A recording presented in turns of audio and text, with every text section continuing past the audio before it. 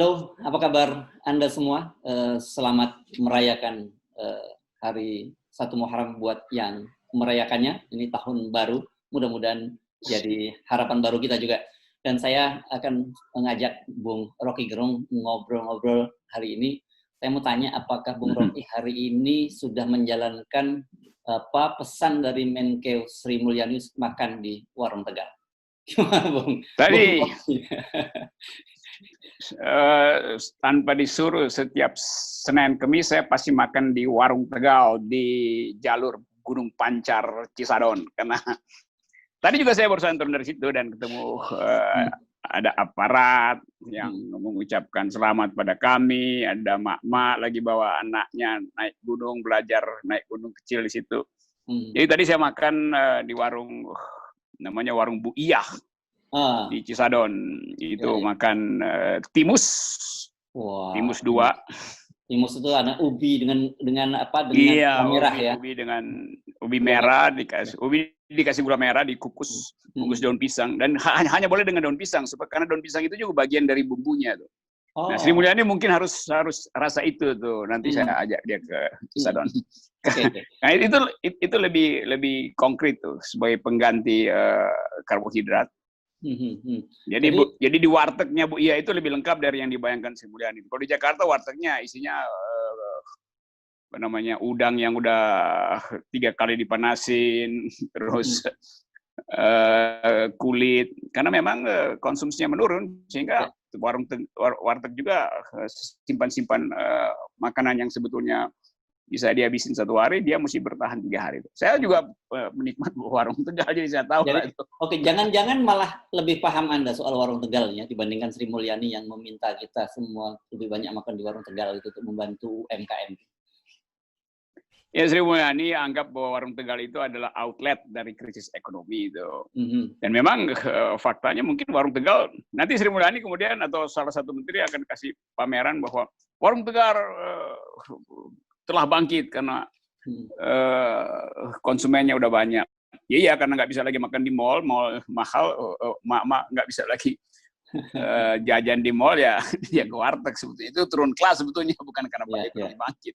Ya. Kalau dalam beberapa hari kita amati ini kan tentu saja kita menarik melihat perilaku Sri Mulyani. Dia ini kan bendaharanya atau kasirnya negara gitu kan, kita bisa melihat apakah sebuah negara sehat atau tidak dari raut wajah ataupun apalagi statement-statement dari kasirnya gitu ya. Nah, Sri Mulyani kelihatannya mulai curhat, selain minta kita makan di warung Tegal, dia juga mengeluhkan bahwa ternyata banyak sekali menteri-menteri ini yang seperti kalau mungkin kita ubah bahasa menjadi seperti anak kemarin sore gitu, yang nggak ngerti birokrasi gitu. Jadi dan itu menurut saya keluhan yang menarik juga. Ada seorang menteri yang cukup senior di kabinet seperti Sri Mulyani kemudian mengeluhkan banyak menteri lain yang nggak ngerti soal administrasi, birokrasi dan anggaran. Ya mestinya mungkin 1-2 tahun lalu Sri Mulyani ucapkan itu, karena ini dia udah tahu dari 2 tahun lalu, bahkan dari kabinet sebelumnya dia udah tahu itu, dan saya tahu cara berpikir Sri Mulyani. Sebelum di zaman Orde Baru aja Sri Mulyani rutin kasih kritik soal incompetence dari menteri karena kebijakannya tidak didasarkan pada analisis keadaan yang sesungguhnya. Apalagi sekarang gitu kan. Jadi curhat Sri Mulyani itu ya dianggap ya terlambat sebetulnya. Itu mungkin sebagai upaya baru untuk memberitahu bahwa saya udah nggak betah di kabinet. Ya kalau udah nggak betah ya nggak usah curhat. Keluar baru curhat tuh. Kalau curhat juga kan curhatnya Sri Mulyani itu kan lain kalau Sri Mulyani curhat sebelum Jokowi curhat yang dalam bentuk marah-marah. Jokowi aja udah curhat, menterinya nggak peduli, apalagi Sri Mulyani. Kan itu konyolnya kan di situ. Presiden 2 kali marah ngomel karena menterinya nggak perform. 4 kali. Sekarang Sri Mulyani udah 4 kali, udah bagus lah, saya udah quartering 2. Jadi percuma kan, orang juga nganggap nih Sri Mulyani jalan sendiri apa. Presiden curhat aja kabinetnya nggak peduli. Karena kabinetnya udah tahu bahwa ya mau bikin apa dalam keadaan COVID dan proteksi hukumnya itu nggak jelas. Tiba-tiba diambil kebijakan, terus KPK, karena KPK kembali pulih akal sehat, dia tangkap aja karena dianggap merugikan negara kan. Jadi kecemasan para menteri itu, kecemasan birokrasi, itu tercermin di dalam inkonsistensi pengambilan kebijakan. Jadi ini sebetulnya adalah bukan sekedar balelo, tapi takut membuat kebijakan, mengambil kebijakan. Harusnya Sri Mulyani mengerti itu. Oke. Jadi bagaimana kita membaca keluhan atau curhat ini Sri Mulyani? Jelas itu curhat bahwa kasir udah kosong. Kalau kan sama dengan anak kos aja kan, kalau uang kosnya udah nggak nyampe ke orang tuanya, nggak kirim uang kos banyak lagi, ya paling bapaknya bilang kalau gitu makan di warteg yang paling murah ya. Oke, sekali-sekali boleh makan restoran Padang, nggak bisa lagi. Jadi sebetulnya itu fakta bahwa memang ada penurunan luar biasa di dalam soal daya beli, dan ada produksi yang tidak mencukupi, sehingga bergabunglah itu produser makanan juga kan nggak bisa sempurna menghasilkan menunya, karena yang diimpor juga tertahan-tahan, global supply chain-nya tertahan-tahan. Jadi itu satu paket dengan pemburukan ekonomi. Nah, karena itu sinyal bahwa Sri Mulyani bilang pergi makan ke warung Tegal, itu artinya kasir bilang, saya udah nggak punya uang, karena itu kalian berupaya sendiri aja itu untuk mengatasi keadaan. Kan itu sebetulnya. Ya, jadi nggak bisa dianggap remeh ya, keluhan-keluhan semacam ya. Oke, tapi ngomongin soal impor, ini saya juga agak terheran-heran nih membaca berita bahwa Menko Perekonomian Airlangga Hartarto mengklaim bahwa untuk pertama kalinya selama 9 tahun terakhir Indonesia surplus dari sisi ekspor kita gitu, sehingga kita lebih banyak mengekspor daripada mengimpor. Jadi menurut dia ini menunjukkan bahwa daya saing kita di tingkat global masih sangat luar biasa. Ini serius nih. Gimana baca statistiknya nih? Jangan-jangan saya salah baca statistik ini. Kalau yang ngomong buzzer ya mungkin kita abaikan itu. Tapi kalau yang ngomong menteri itu kita mesti tertawa. Dia Menko Perekonomian. Kan seluruh catatan perekonomian itu kan dibukukan di dalam agregat. Agregatnya mengatakan minus 5,3%. Apa yang bertumbuh itu sama dengan orang bilang jualan yang paling bagus sekarang adalah seluruh jualan menurun kecuali kacang goreng gitu kan. Jadi lalu dianggap bahwa kacang goreng itu, ya memang kacang goreng karena orang nongkrong itu ya makan kacang goreng aja kan, cuma itu bisa dimakan. Jadi kan statistik itu nggak mungkin kita mengerti statistik kalau kita nggak kaitkan itu dengan agregat makronya. Tuh. Agregat makro minus 5,3. Apa pentingnya mengucapkan wah kita bersenang karena ada yang bertumbuh? Iya, seluruhnya boleh aja, tetapi tetap. Tukang bunga juga begitu, tukang bunga bilang, udah orang bilang nggak bertumbuh, justru tukang bunga bertumbuh. Bunga apa? Ya bunga ini buat ke kuburan itu. Karena orang sama aja dalam pikirannya. Nggak ada bunga buat kawinan, justru nggak ada. Atau juga ada seorang menteri yang menyatakan begini bahwa ekonomi kita itu jauh lebih baik, bahkan dibanding Singapura misalnya. Mereka minus sampai 41%, kita kan cuma 53%. Jadi ekonomi kita lebih bagus dong dibandingkan Singapura gitu. Analoginya. Oh, itu sama dengan ada orang, ada boneka IQ-nya minus 5,3. Ini boneka ya, minus 5,3. Terus si boneka bilang, nggak apa-apa minus 5,3 IQ. Karena ada yang minus 11, ada yang minus 9. Lalu ditanya sama wawancara siapa? Kecoa minus 11. Jadi si boneka bandingin dirinya dengan kecoa gitu. Masa bertanding minus? Itulah kira-kira. Ya, dan saya membayangkan begini, katakanlah misalnya Singapura dengan Indonesia kalau mau di apple to apple gitu, kita kan bisa membayangkan, Singapura turun dari 10, dia menjadi minus jadi 6 gitu. Sementara kita dari 1 kemudian menjadi 0,5 katakanlah. Iya. Ya kan itu basisnya kan mesti ada perhitungan, perbandingan kan dasarnya ada basis. Apalagi orang selalu kaum pembela Presiden Jokowi itu kok nggak apple to apple. Kalau saya terangkan, dia bilang apple to apple dong. Saya bilang, iya saya punya apple. Saya punya apel, buah apel. Istana ada apel, nggak bisa dibandingin. Karena apel istana tuh apel yang udah busuk. Bagaimana apel busuk dibandingin dengan apel sehat? Ya.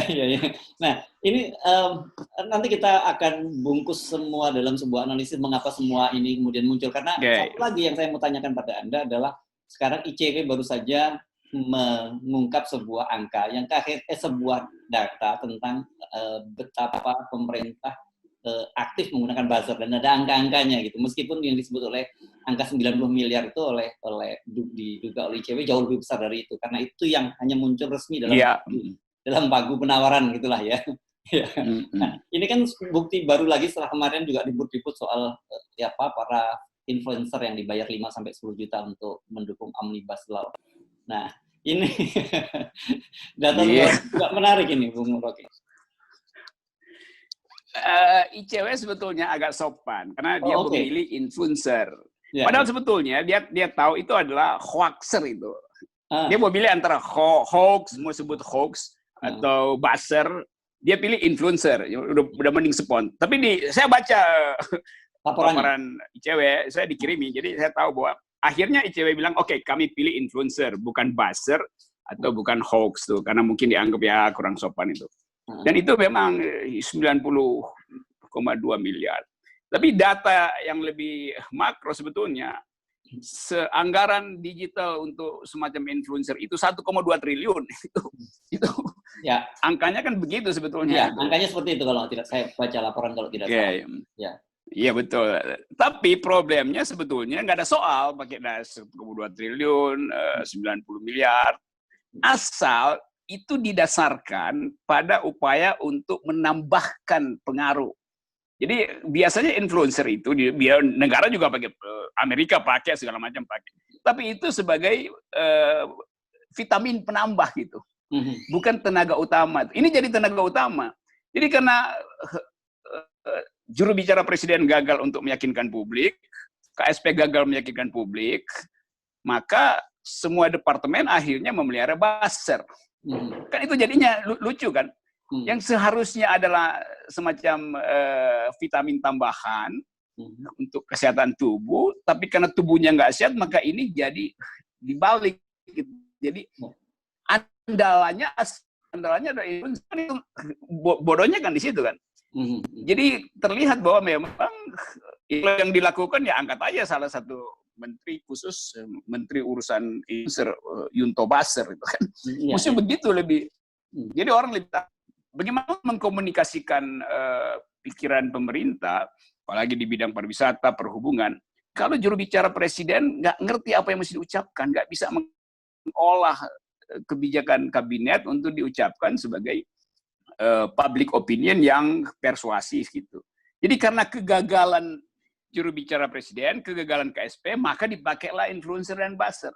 Tapi kalau kegagalan dari juru bicara dan kantor sekretariat presiden selalu gagal, gagalnya di mana? Gagalnya di dalam talk show terutama. Kan nggak ada satupun juru bicara istana atau KSP yang berhasil meyakinkan publik melalui talk show gitu. Jadi kegagalan mereka diambil alih oleh buzzer influencer di sosial media. Itu ngaco kan? Mestinya yang ganti adalah juru bicara atau staf KSP yang dungu-dungu itu supaya nggak membebani yang lagi. Kedunguan birokrasi harus ditalangi melalui influencer, dan kita semua pembayar pajak, jadi kita kasih makan pada influencer. Ini bagian yang buruk dari birokrasi yang seharusnya Sri Mulyani tadi tahu supaya dia kasih 2 kritik. Yaitu influencer itu sebaiknya uangnya itu dikasih pada rakyat untuk subsidi makan di warteg gitu, daripada dikasih 90M pada influencer. Kan mestinya Sri Mulyani teruskan argumen itu kan. Oke. Nah, dari beberapa persoalan yang kita bicarakan tadi, saya ingin coba menarik beberapa kesimpulan, Bung Rocky. Dan misalnya pertama begini, keluhan Sri Mulyani satu menunjukkan bahwa kondisi perekonomian kita memang memburuk. Ya, itu satu. Kedua, keluhan Sri Mulyani itu menunjukkan juga ada persoalan leadership di pemerintahan. Ada kekacauan di dalam kabinet pemerintahan. Itu yang kedua, gitu kan. Yang ketiga, ini juga tadi soal buzzer tadi, itu kan berkaitan dengan public distrust yang luas di kalangan masyarakat. Nah, menurut saya yang saya perlu kita highlight juga yang kedua, soal kepercayaan internasional. dengan akan terbitnya buku yang kita singgung kemarin tanggal 1 Maret, buku yang Jokowi Man of Contradiction. Jadi ada 4 fenomena sebenarnya yang kita hadapi dalam pemerintahan Jokowi ini tadi. Gimana ini kita memahaminya dalam situasi semacam ini? Kalau 4 keadaan itu dipahami dengan baik, maka nggak ada sinisme pada kami itu. Kan justru yang diucapkan kami itu adalah hal-hal semacam itu. Akhirnya kan Sri Mulyani membenarkan, kami benar karena ternyata kabinet tidak bisa bekerja.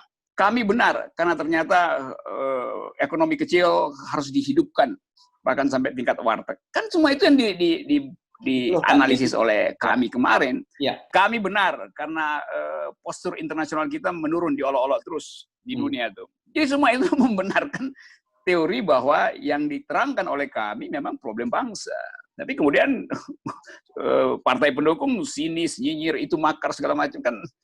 Bagaimana kita berupaya untuk berdiskusi dengan orang yang tidak mengerti keadaan. Ya mestinya Sri Mulyani yang ikut jadi deklarator kami. Sebetulnya secara tidak langsung Sri Mulyani menjadi juru bicara kami loh, karena dia mengucapkan apa yang dipikirkan oleh kami itu. Jadi terima kasih buat Sri Mulyani itu. Nah, itu perlu ada penghargaan dong sebagai salah satu menteri terbaik dari versi kami gitu. Iya, jadi kami akan kasih Mahaputri pada Sri Mulyani. Karena mampu membaca kecemasan publik. Jadi dia bukan sekedar mengerti apa yang kekacauan di dalam kabinet, tentu Sri Mulyani mengerti karena setiap hari dia yang paling sibuk mengurus ekonomi. Jadi Sri Mulyani tahu tentang kekacauan kebijakan di kabinet. Kan dia tahu tentang rakyat. Jadi dia akan dapat 2 sekaligus 2 bintang. Apa itu? Bintang Mahaputri 1 dan Mahaputri 2. Mahaputri 1 itu untuk apresiasi kemampuan dia untuk membaca kekacauan kebijakan kabinet, dan Mahaputri 2 adalah kemampuan dia untuk mengapresiasi kecemasan ketidakadilan di publik. Saya kira itu penting.